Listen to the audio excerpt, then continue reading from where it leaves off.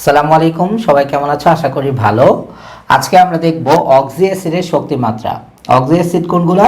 যেগুলো হচ্ছে অক্সিজেন বিশিষ্ট অ্যাসিড।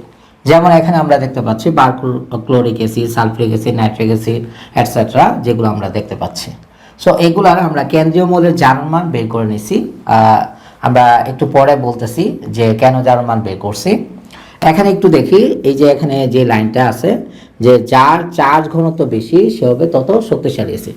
মানে অক্সি অ্যাসিডের ক্ষেত্রে যার চার্জ ঘনত্ব বেশি সে অ্যাসিড হবে তত শক্তিশালী অ্যাসিড। শক্তিশালী অ্যাসিড, এই বিষয়টা মাথায় রাখবা যে এস প্লাস খুব দ্রুত দ্রবণে ছেড়ে দেয়। ওকে, আচ্ছা। তো চার্জ ঘনত্ব আমরা কিভাবে বাড়ে সেটা একটু দেখি। চার্জ ঘনত্ব বাড়ে হচ্ছে যদি চার্জ বেড়ে যায় তাহলে চার্জ ঘনত্ব বাড়বে। মানে কেন্দ্রীয় মৌলের যদি চার্জ বেড়ে যায় তাহলে চার্জ ঘনত্ব বাড়বে। আবার যদি আকার কমে যায় তাহলেও চার্জ ঘনত্ব বাড়বে, যেহেতু তারা ব্যস্তানুপাতিক সম্পর্ক। আমরা জানি ব্যস্তানুপাতিক চার্জ ঘনত্ব। আকার যদি বেড়ে যায় তাহলে চার্জ ঘনত্ব কমবে, আকার কমে গেলে তাহলে চার্জ ঘনত্ব বাড়বে। আচ্ছা, এইবার একটু আমরা দেখি উপরে। এখানে অনেক জায়গায় এই কথাটাই লেখা আছে যে কেন্দ্রীয় মৌলের জারণ মান যার বেশি সে হবে শক্তিশালী অ্যাসিড। তাহলে এই কথা দ্বারাও তুমি বুঝতে পারো, কোনো সমস্যা নাই। আমরা ওই দুইটা ব্যাপারকে একসাথে, চার্জ এবং আকার, এই দুইটাকেই। তাহলে এখানে দেখো যে আমরা কেন্দ্রীয় মৌলের জারণ মান আমরা 9-10 পড়ে আসছি। তারপর আমরা একটা দেখি, যেমন হাইড্রোজেন, এটা হচ্ছে 1 নম্বর গ্রুপের মৌল, তার জারণ মান হচ্ছে 1, কারণ আমরা জানি 1 নম্বর গ্রুপের মৌল যারা আছে তাদের জারণ মান হচ্ছে 1। যেটা বের করবো সেটা হচ্ছে ক্লোরিন, তাহলে সেটাকে x ধরে নিলাম। এবং অক্সিজেনের জারণ মান হচ্ছে -2 × 4 = 0। 0 কেন? কারণ হচ্ছে আমরা জানি একটা মৌল বা একটা যৌগ সার্বিকভাবে তার জারণ মান 0 হয় যদি উপরে সামগ্রিক চার্জ মানে কোনো কিছু না থাকে। যেমন অ্যামোনিয়াম প্লাস, এখানে প্লাস আছে, তাহলে এই পুরো সামগ্রিক জারণ মান হচ্ছে +1। যেমন সালফেট 2-, এটা চার্জ মান হচ্ছে -2। ঠিক আছে, এরকম আর কি। আচ্ছা, তো এখান থেকে আমরা দেখলাম যে x = হচ্ছে +7 বের হয়েছে। ঠিক একইভাবে পরেরগুলো আমরা বের করে নিছি। এবং এখানে দেখতেই পাচ্ছি যে পারক্লোরিক অ্যাসিডের ক্ষেত্রে জারণ মান হচ্ছে সবচেয়ে বেশি, তাহলে এটা হবে শক্তিশালী অ্যাসিড, তারপরে এটা, তারপরে এটা, তারপরে এটা, তারপরে এটা। তাহলে এখানে কেন্দ্রীয় মৌলের জারণ মান যার বেশি সেটা হচ্ছে শক্তিশালী অ্যাসিড। তার মানে চার্জ যার বেশি সেটা হবে চার্জ ঘনত্ব, চার্জ বেশি হলে চার্জ ঘনত্ব বাড়বে, এবং চার্জ ঘনত্ব বাড়লে সেটা হবে শক্তিশালী অ্যাসিড। ঠিক আছে, এইবার তোমাদের পরীক্ষায় প্রশ্ন আসে 2 মার্কের। ক্ষয়ের মধ্যে যে 2 মার্কের প্রশ্ন আসে সেটি হচ্ছে এরকম যে দুইটারই জারণ মান সমান, এরকম টাইপের যৌগই তোমাকে দিবে যে এই দুইটা অক্সি অ্যাসিডের ক্ষেত্রে কোনটা শক্তিশালী অ্যাসিড। ঠিক আছে, সো আমরা এখানে দেখি যে দুইটার জারণ মান হচ্ছে, কেন্দ্রীয় মৌলের জারণ মান হচ্ছে +5। সো এখন আমাদের দেখতে হবে যে কেন্দ্রীয় মৌল যে আছে নাইট্রোজেন ও ফসফরাস, এই দুইটার মধ্যে আকারের দিক দিয়ে কোনটা বড় কোনটা ছোট। নাইট্রোজেন এবং ফসফরাস উপর নিচ সম্পর্ক আমরা জানি, এবং এই দুইটা হচ্ছে 15 নাম্বার গ্রুপের মৌল, পর্যায় সারণীর 15 নাম্বার গ্রুপের মৌল। নাইট্রোজেনের অবস্থান উপরে এবং ফসফরাসের অবস্থান নিচে। আমরা জানি পর্যায় সারণী একই গ্রুপে উপর থেকে নিচে গেলে আকার বৃদ্ধি পায়, তাহলে সেই হিসাবে এটার আকার বড় এবং নাইট্রোজেনের আকার হচ্ছে ছোট বা কম। ঠিক আছে, তাহলে আকার যদি কমে তাহলে চার্জ ঘনত্ব বেড়ে যাবে, আর চার্জ ঘনত্ব যদি বেড়ে যায় তাহলে সেটা হবে তত শক্তিশালী অ্যাসিড। তাহলে সেই অনুপাতে আমরা দেখি নাইট্রিক অ্যাসিড এইটা হচ্ছে গিয়ে আমাদের শক্তিশালী অ্যাসিড। ঠিক আছে, তাহলে আমরা এইভাবে ব্যাখ্যা করব যে যদি দেখো যে চার্জ দিয়ে তুমি হিসাব করতে পারবা, তাহলে চার্জ দিয়ে আগে হিসাব করতে হবে। এখন যদি দেখো যে চার্জ সমান হয় তাহলে সেই ক্ষেত্রে আকার দিয়ে হিসাব করতে হবে যে কোনটার আকার বড় কোনটার আকার ছোট। যেটার আকার ছোট সেটা হবে শক্তিশালী অ্যাসিড, যেটার আকার বড় সেটা হচ্ছে তুলনামূলকভাবে দুর্বল অ্যাসিড। ওকে, এখন একটি প্রশ্ন আসে, সেটি হচ্ছে যে কেন্দ্রীয় মৌলের চার্জ বাড়লেই, এই যে এখানে যে কেন্দ্রীয় মৌল সেটা চার্জ বাড়লেই সেটা কেন শক্তিশালী অ্যাসিড হচ্ছে। কারণ অ্যাসিডের মেন ডেফিনেশনটা কি, আমরা একটা লেকচার দিয়েছি অ্যাসিড বেসের, যে আরহেনিয়াস মতবাদ, ব্রনস্টেড, লাউরি এবং লুইস মতবাদ, এই 3টা মতবাদ দিয়ে আমরা ব্যাখ্যা করার চেষ্টা করছি বা আমরা বোঝানোর চেষ্টা করছি যে অ্যাসিড এবং বেস অ্যাকচুয়ালি কী জিনিস।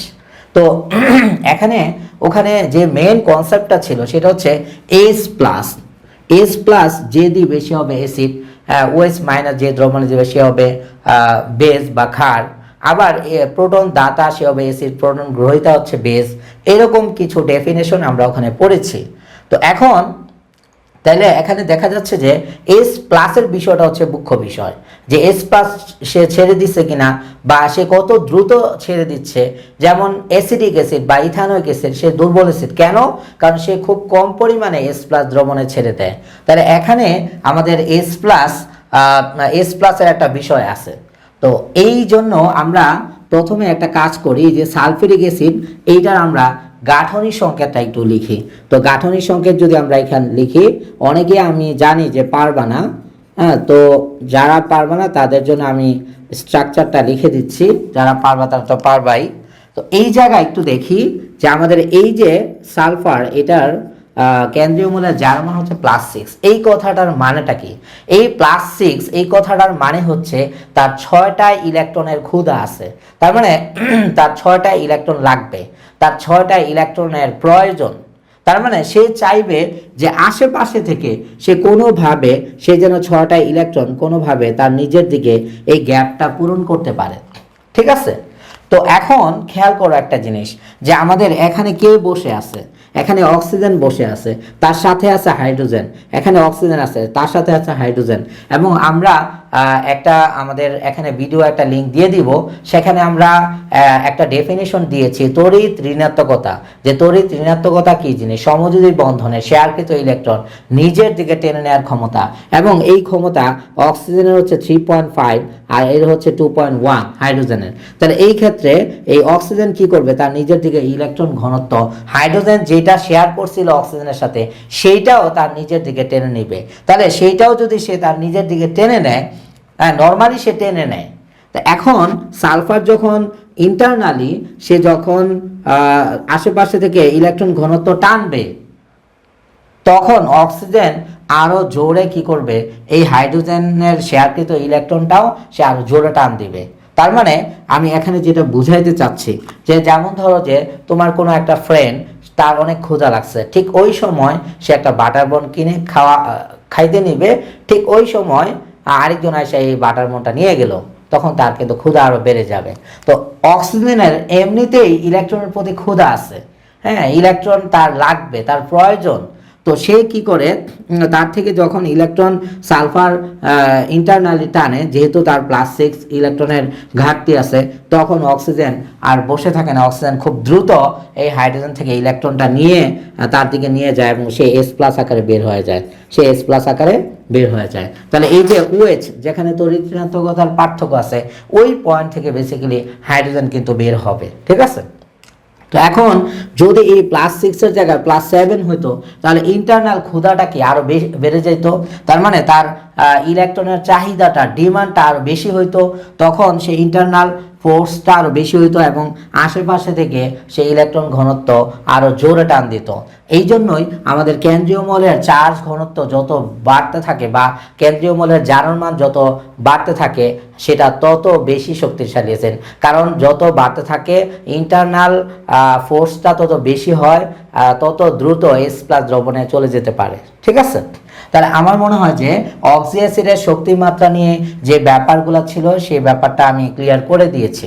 এবার অবশ্যই তোমরা ভিডিওগুলা একটু পজ করে দেখবা। আমরা প্রতি ক্লাসে বা প্রতি ভিডিওতে আমরা বলি, হ্যাঁ, যে তুমি একটু ভিডিওটা দেখবা, একটু লিখবা, তাহলে তোমার এই লেকচারগুলোতে আসলে কাজে আসবে। ঠিক আছে? এবার আমরা দেখব হাইড্রাসিড অ্যাসিডের শক্তিমাত্রা। হাইড্রাসিড অ্যাসিড কোনগুলা? যেগুলো হচ্ছে হাইড্রোজেন বিশিষ্ট অ্যাসিড, যেগুলোর মধ্যে হাইড্রোজেন আছে। সো আমরা যেমন এখানে হাইড্রোক্লোরিক যখন দেখি তখন আমরা এটাকে বলি অ্যাসিড, কিন্তু যখন হাইড্রোজেন আয়োডাইড দেখি তখন এটা অ্যাসিড কিনা আমাদের স্টুডেন্টদের মধ্যে কিন্তু একটা ডাউট আছে। তো আজকে আমরা একটু ব্যাপারটা একটু ক্লিয়ার করি। সো একটু দেখো যে আমি এখানে একটা মোটা মানুষের এবং একটা চিকন মানুষের চিত্র আঁকছি। সো একজন মোটা মানুষের সাথে একজন খুবই চিকনা পাতলা মানুষ হাঁটতেছে। সো চিকন মানুষটা কিন্তু কমফোর্টেবল ফিল নাও করতে পারে। ঠিক আছে?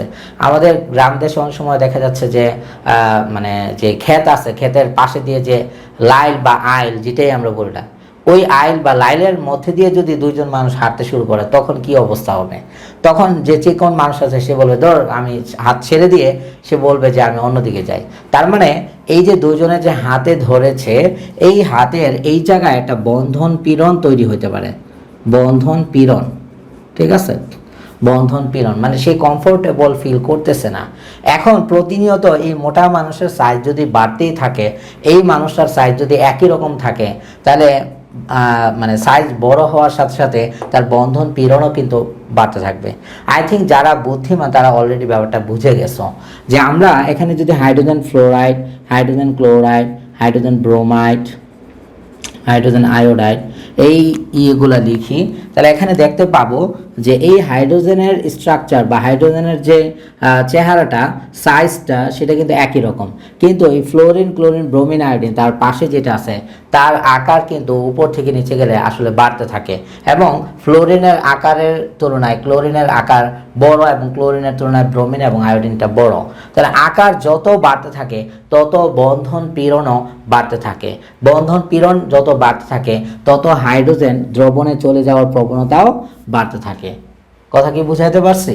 তার মানে আমাদের এই হাইড্রোজেনের সাইজ কিন্তু একই রকম, কিন্তু হাইড্রোজেনের পাশে যে যারা আছে তাদের সাইজ কিন্তু আস্তে আস্তে বাড়তেছে। বাড়ার কারণে তাদের মধ্যে একটা বন্ধন পীড়ন তৈরি হচ্ছে, এবং যত বন্ধন পীড়ন বাড়তে থাকবে তত দ্রুত H+ হিসেবে দ্রবণে চলে যাবে, ঠিক আছে? তাহলে সেই হিসেবে আমরা বলতে পারি যে হাইড্রোজেন আয়োডাইড থেকে হাইড্রোজেনটা খুব দ্রুত তাড়াতাড়ি বের হবে, তারপরে এখান থেকে, তারপরে এখান থেকে। তাহলে আমাদের হাইড্রোক্সিড অ্যাসিডের শক্তিমাত্রার ক্রম হচ্ছে এটা, ঠিক আছে?